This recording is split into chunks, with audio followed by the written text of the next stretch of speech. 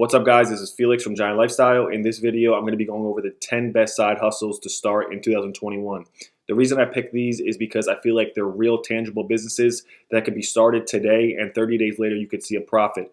They also have the potential to be turned into real full-time businesses. Do your due diligence. I will be providing some references as where you can get more information.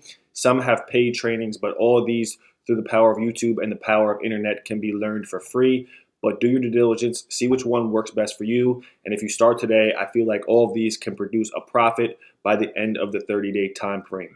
So let's get right into the video. The first one, which is my favorite, how I made my money and how I am in the position I am in today, is flipping medical commodities, also known as buying and reselling diabetic testing supplies. Some cool facts about this niche and business is 1 in 10 Americans have diabetes, and every single month people get extras that they either don't need or don't want.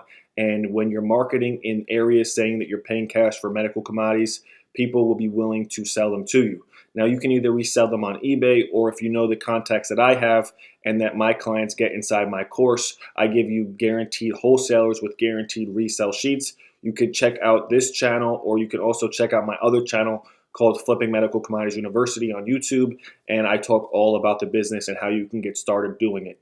The next business is buying and reselling pallets, also known as the simplest biz. My good friend John Wilker, aka the owner of the Simplest Biz YouTube channel, talks all about this business, and you can go to his channel and learn more about it, just so you can understand the potential and how scaled this business is. In 2021, there are 2.5 billion pallets in circulation compared to 2 billion pallets in 2020. So an additional 500 million pallets are in circulation from last year. 65% of all lumber processed in USA is for pallets. 85% of commerce is shipped on pallets. And what John does is he actually shows people how to get 95% of the pallets for free and then turning around and selling them for $5, $6, or $7 a piece. The cool thing about this business is you don't have any overhead, you don't repair the pallets, you don't fix the pallets, you don't build the pallets, and you don't need any employees. There is literally no overhead, but there is recurring revenue where you could have customers or clients or businesses buying new pallets from you every single month, every single week, or however you set it up. So this is a really cool business. It's very lucrative and it's recession proof. There are even other things like crates, boxes, dunnage, wired spools, industrial bags, and the list goes on and on. So if you want to learn more about that, go over to The Simplest Biz on YouTube to learn more. The next business or side hustle you could get into is something called surplus funds. So surplus funds, there's tax ones, there's state ones, there's mortgages, but every single day people are losing their homes. Millions and millions of people are going into foreclosure, and the overage, so basically say a house has a $100,000 mortgage on it and it goes to auction and it sells for $150,000.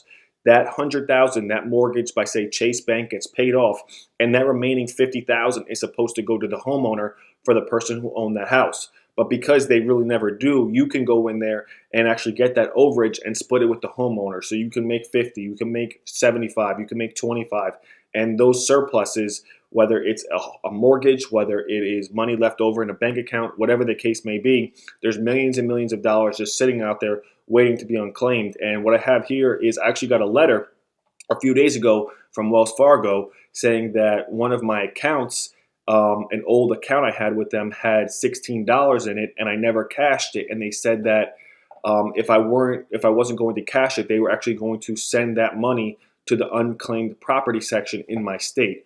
And just imagine, there are probably other people leaving hundreds of thousands of dollars out there in bank accounts. And if you have the right tools, the right paperwork, and the right information, you can go out there, claim it, and then split it with the proper owner. The next thing is selling trade lines. So if you have high limit cards with low usage, under 25%, you're literally just sitting on money. And the cool thing about this business, why it's so in demand, is because a large percent of the population has terrible credit, especially if someone's trying to buy a house or trying to get approved for a car. They need a little spike, and you can actually rent your slots out. Certain cards like Amex and Chase, they have a lot of slots. I know Amex specifically, you can sometimes put up to 100 authorized users on your credit card or on that as different authorized users. So a $10,000 credit card, you could probably rent it out per month for $300. And say you had 10 people, that could be $3,000 per month. So selling trade lines is a side hustle that could definitely be pretty lucrative. The next one is graphic design. Now you can do things like Upwork, Fiverr, and depending on your skill, you can make a lot of money. Some people for websites are paying $4, $5, $6, $7, $10,000. Now, even if you're not artsy, you can also do other tasks like data entry and other things like that. If you go on Upwork or if you go on Fiverr, there's a lot of different categories that you can get involved in, and there's also the opportunity for repeat clients. So me personally, I've been working with the same 2 designers for the past year and some change, and I've paid them a lot of money over the course of that time frame. So if you do good work, if you're prompt, if you have good communication, you could make some pretty good money. Airbnb. So Airbnbs are absolutely crushing it. I actually enjoy staying in Airbnbs more than staying in hotels. After the first night in a hotel, I just feel like I'm trapped, and I like being in a real house. And in fact, they're actually crushing the hotel industry. Airbnb gets all the traffic. I actually interviewed a guy on here who has an Airbnb business, and Airbnb gets traffic for vacation similar to eBay does for reselling.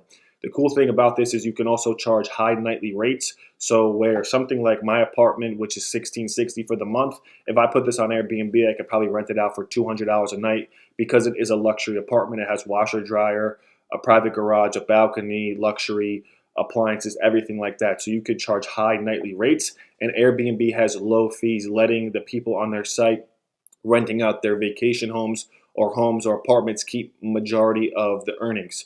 You can basically charge 2, 3, or 4x what you would on a normal monthly rental, and you can rent your property out while you're not there. So I'm actually in the process of buying a vacation home for when it gets cold up here in the wintertime, and while I'm not there in the summertime, I could rent it out and not only pay my mortgage, but also make a profit. And you can also build this business. If you look into how to do it, you can actually sublet other properties, never even own them, and help them get rented out. A cool thing that my buddy told me who does this as a full-time business is if you go to people who are doing fix and flips and the properties on the market for 2, 3 months at a time, like one of my fix and flips was, you can actually help them rent it out in the meantime while the house is all brand new, get it furnished a little bit, which they probably might have already done if they're trying to stage the property to sell it on the market, and rent it out for nightly rates. The next one is medical courier. So medical courier is basically an Uber driver for boxes. You make your own hours and you have the opportunity to make $500 per day in this opportunity. Go look at eBay Addicts on YouTube for more information about how to do this business, but it's a pretty lucrative business. The next one is window cleaning. You could start window cleaning business with only $50. You get recurring accounts, there's no overhead, and you can make money day one. Ebook and consulting. So if you take your information, package it up either in an ebook or a course, you can basically make it once and keep selling it.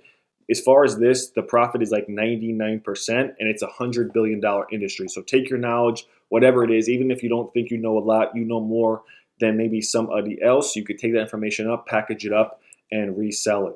Notary, so rates are at an all-time low, so there's a lot of refinances going on and people closing on homes, and signings can range between 50 and 250. This is a business that can easily make you $1,000 per day. The only con to it is you kind of have to get certified, and you have to take like a state test to get your stamp and become a certified notary. But after that, the world is the opportunity is endless. So in conclusion, those are 10 side hustles that you can make money, I believe, in the next 30 days. Do your due diligence on which one is best for you. Go out there, learn about it, and take a paid training if there's one offered, because time is something that you can never get back, but money can be used to leverage your time and get the resources and information you need.